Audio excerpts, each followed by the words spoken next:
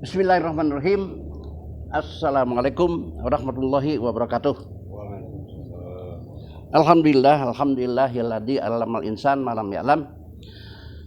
Asyhadu an la ilaha illallah wahdahu la syarikalah wa asyhadu anna Muhammadan abduhu wa rasuluh la nabiyya ba'dah. Saudara sekalian, kita panjatkan bersyukur kehadirat Ilahi Rabbi. Malam ini kita kembali untuk melanjutkan bahasan kajian tentang berbagai permasalahan petunjuk yang ada dalam Al-Quran yang menggunakan metode Al-Quran bil Quran. Saudara sekalian, pada beberapa episode yang lalu kita telah membahas tentang otak manusia menurut Al-Quran dibagi 3: qalbun, sodrun, afidah.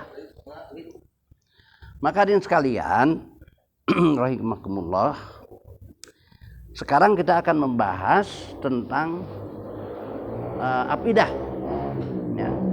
Qalbun sudah dibahas, sodrun sudah dibahas. Qalbun tempat menyimpan keyakinan, rasa takut.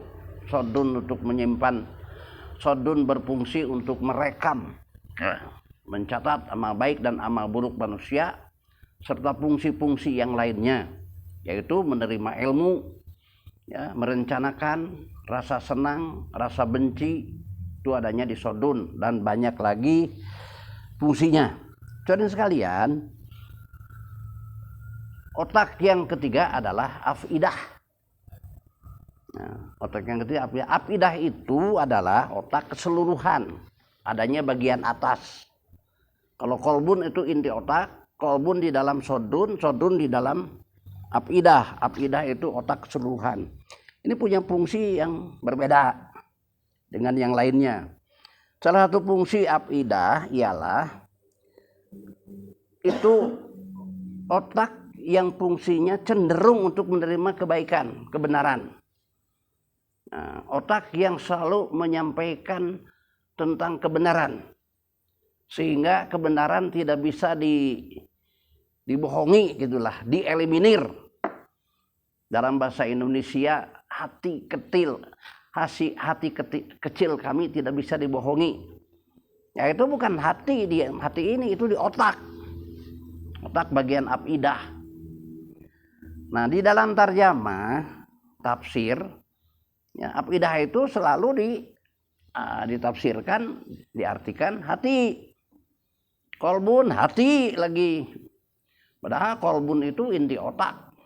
Nah, kemudian di dalam Al-Quran, afidah itu juga bagian daripada otak manusia yang kerjanya cenderung menerima kepada kebaikan.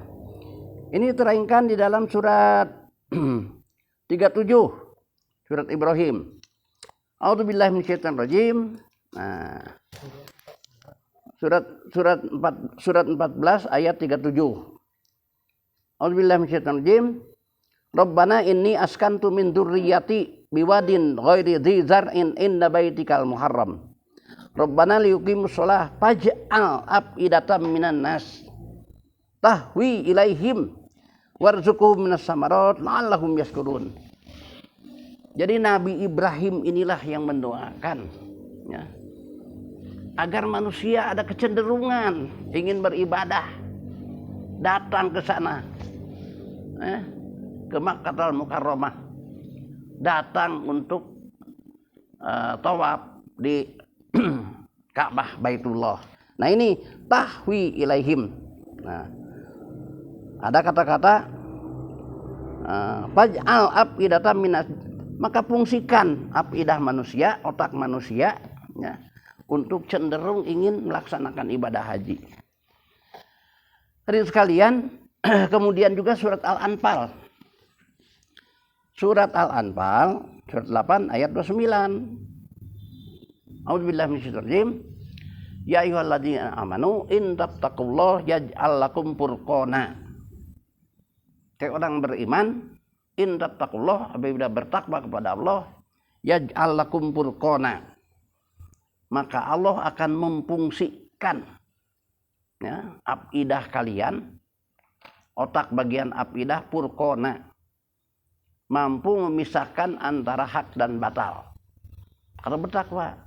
Jadi kalau seorang ngaku Islam, ngaku beriman, takwanya tidak baik, tidak berkualitas, tidak benar, hanya ngaku-ngaku, itu tidak akan difungsikan otak bagian akidahnya untuk memisahkan antara hak dan batal. Maka jangan aneh, ya, orang yang mengaku Muslim, mengaku beriman, tapi terlibat dengan pelanggaran-pelanggaran hukum. Ya, baik hukum negara maupun hukum agama. Banyak terlibat. Tapi Islam bahkan sudah ibadah haji melakukan pelanggaran-pelanggaran hukum. Nah, saudara sekalian, jadi akidah itu memisahkan kerjanya antara hak dan batal, tapi difungsikan oleh Allah. Nah, selanjutnya akidah itu di surat di surat